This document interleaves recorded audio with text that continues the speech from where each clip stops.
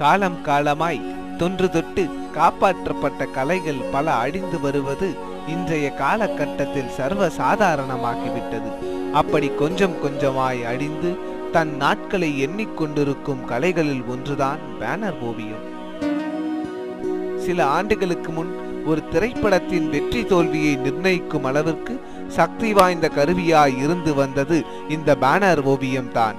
ஆனால் நாளுக்கு நாள் வளர்ந்து வரும் தொழில்நுட்பத்தால் இக்கலை சிறிது சிறிதாக அழிந்து வருகிறது.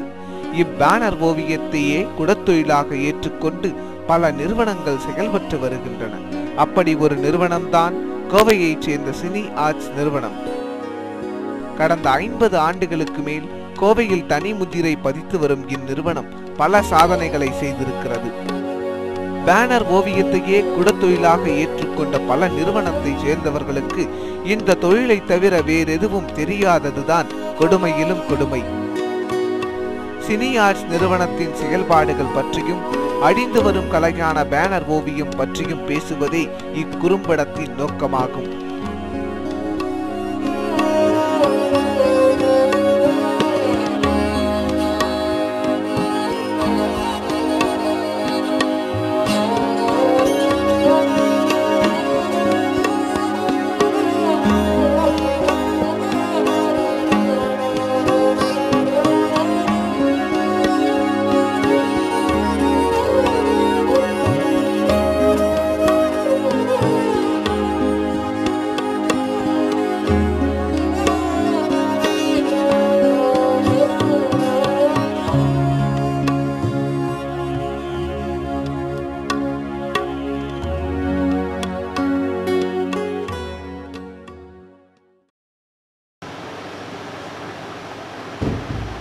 எங்கள் சினி ஆர்ட்ஸுங்கிறது இன்னையோட 51 இயர்ஸ் அது ஆரம்பிச்சோம். 1954 எங்கள் ஃபாதர்னால் ஆரம்பிக்கப்பட்ட ஒரு நிறுவனம். இதில் என்னென்னா கடந்த 50 வருடங்களாகவே நாங்கள் சினிமா பேனர் மட்டும்தான் வரைஞ்சிட்டே வந்தோம். அதோட வேறு ஓவியம் சம்மந்தப்பட்ட சில ஓவியங்களையும் வரைஞ்சிட்டே வந்தோம்.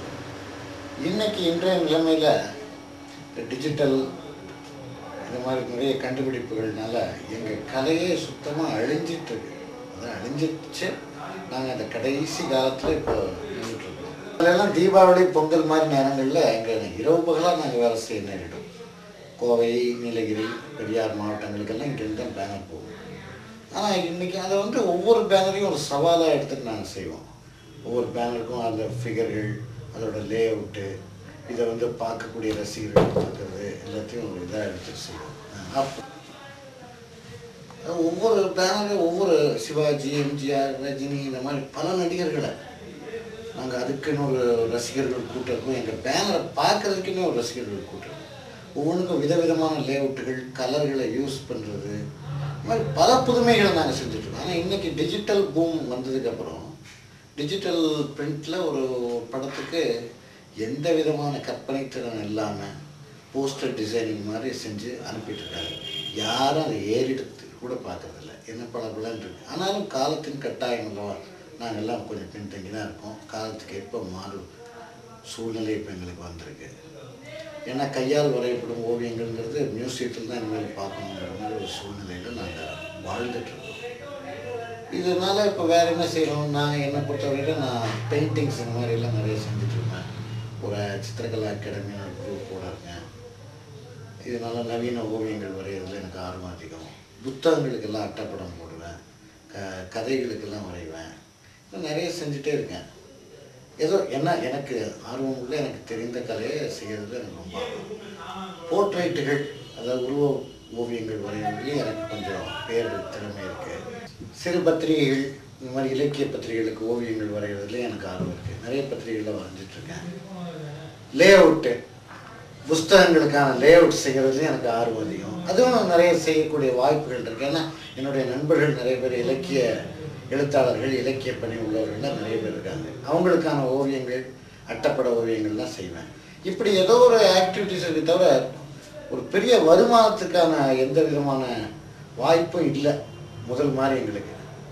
ஓவியம் வரைந்து பிழைப்பது என்பது இனிமேல் சாத்தியமா அப்படிங்கிற ஒரு கேள்விக்குறி வந்திருக்கு. ஏன்றால் இன்னைக்கு எங்கள் தொழிலான பேனர் வரைவது சினிமா கேமரா ஓவியர்கள் கையில் தான் இருந்தது.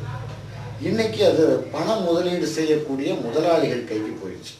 எந்த விதமான ஓவிய திறமை தேவையில்லை, எதுவுமே தேவையில்லை. பணம் இருந்தால் போதும். அது பெரும் பணம் தேவைப்படுது அந்த இயந்திரங்களுக்கு. அதில் முதலீடு செய்து பிரிண்ட் பண்ணி வெளியில் வருதாங்க. இந்த சூழ்நிலையில் எங்கள் மாதிரி ஓவியர்கள் இன்னும் ஓவியத்தையே தொழிலாக கொண்டிருப்பதுங்கிறது பெரிய போராட்டத்தை நாங்கள் சந்திச்சுட்டு இருக்கோம். இந்த மாதிரி ஒரு சூழ்நிலையில் நாங்கள் வாழ்ந்துட்டுருக்கோம் தான் சொல்ல முடியும். ஒரு பேனர் வரைகிறதுக்கு எனக்கு வந்து ஒரு 20க்கு 10ன்னு வைங்களேன், ஒரு 1 hour போகும். ஒரு நாளைக்கு என்னால் 10 பேனர் கூட வரைய முடியும். அந்த அளவுக்கு நாங்கள் அதில் பயிற்சி எடுத்துருக்கோம் தான் சொல்லணும். கம்ப்யூட்டரோட போட்டி போடக்கூடிய அளவுக்கு வேகம் எங்ககிட்ட இருக்குது. ஆனாலும் நாங்கள் தோற்றுட்டோம் தான் சொல்ல முடியும். ஒரு பேனர் உருவாக்குறதுக்கு பின்னால் பல விஷயங்கள் இருக்குது. வஜ்ரத்தை போட்டு அந்த துணியை கெட்டிப்படுத்துவோம், ப்ரைமர் அடிப்போம், ப்ரைமர் மேலே ஸ்கெட்ச் பண்ணுவோம், ஸ்கெட்சை பண்ணி அது மேலே பெயிண்டிங்கும் பண்ணுவோம். பெயிண்டிங் பண்ணி கேட்கும் போது அது பெரிய லாங் ப்ராசஸ் மாதிரி இருந்தாலும் அது மலமலன்னு நடக்கக்கூடிய ஒரு சாதாரண ஒரு விஷயம்தான். அப்புறம் கட் அவுட்னு ஒரு விஷயம் இருக்குது. நீங்கள் பார்த்துருப்பீங்க, நல்ல வானுயரம் கட் அவுட்டுகள் 20 அடி 30 அடி 40 அடி எல்லாம் இருக்கும் நடிகர்களுக்கு. இன்றைக்கி அந்த கலை கூட அழிஞ்சிட்டு தான் வருதுன்னு சொல்லணும். பின்னால் அரசியல் தலைவர்களுக்கு வச்சுட்டு இருந்தோம், அது அந்த சகாப்தம் முடிஞ்சிருச்சு. இன்றைக்கி நடிகர்களுக்கு வச்சுட்ருக்கிற காலம் கூட கம்மியாகிட்டு தான் இருக்குது. அதுக்கு பதிலாக இதே ஃப்ளெக்ஸ் போன்ற மெட்டீரியலில் உயரமான இது தொங்க விட்டுருக்காங்க. இந்த மாதிரி சூழ்நிலையில் தான் இருக்குது. அது மட்டும் இந்தியாவுக்கே உரிய கலை. உலகம் பூரா பாருங்கள், பேனருங்கிறது தமிழ்நாட்டிலேருந்து தான் போச்சு. எஸ்.எஸ். வாசன் அவர்கள் வந்து பாம்பேயில் போய் சந்திரலேகா படத்துக்கு அறிமுகப்படுத்திய ஒரு விஷயம்தான் இந்த பேனருங்கிறது. பின்னால் இந்தியா முழுவதும், இந்த உலகம் முழுவதும் இந்தியா அப்படிங்கும்போது, திரைப்படம் அப்படிங்கும்போது இந்த பேனர்கள் ஒரு முக்கியமான பங்கு வகிக்குது. இதுக்காக இப்போ சமீபத்திலேருந்து சுவிட்சர்லாண்ட்லேருந்து ஒரு குழுவினர் என்னை தேடி இந்தியாவுக்கு வந்து பேனர் ஓவியர்கள் எங்கெங்கே இருக்காங்கன்னு தேடி அதில் என்னுடைய தொழிலை பார்த்து என்னை தேர்ந்தெடுத்திருக்காங்க. ஆக்கர்மேன் ஸ்டுடியோங்கிற பேரில் செஞ்சு அவங்க இந்திய திரைப்படத்தை பிரதிபலிக்கக்கூடிய ஓவியங்களை, பேனர்களை வரையக்கூடியவர்களை தொழில்நுட்பம் இங்கு உயர்ந்திருக்கிறதுன்னு தான் நான் சொல்ல முடியும். அதில் ஒன்றா பாதிக்கப்பட்டிருக்கோம் நாங்கள்.